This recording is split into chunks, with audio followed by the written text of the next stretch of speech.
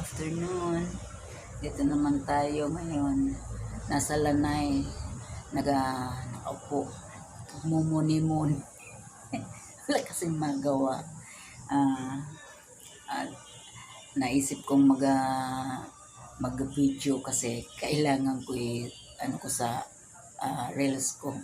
Wala kasi, hindi kasi ako nakakapunta sa labas. Ay, ako lang ang ayaw naman. Hindi kasi ako mahilig maglalabas. Kaya dito lang sa Lanay, kay sa loob ng bahay. Ganon. Bahala na kung tatangkilikin ninyo at titingnan ninyo yung aking video. Salamat ng marami. Sana i-like nyo at saka share. Then mag-comment naman kayo. Then follow. Thank you in advance. Kasi ito lang kasi ang aking kakalibangan. Wala kasi akong ibang mapaglibangan, kaya ito. Ayan, kumakain ng dingdong. Kumakain ako ng dingdong, ang tawag to. Yan, dito ako. Palagi lang ako nandito sa Lanay.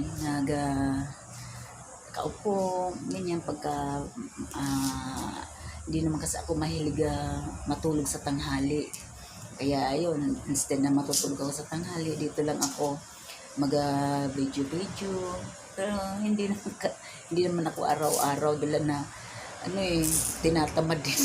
Tinatamad din ako. Yan. Ito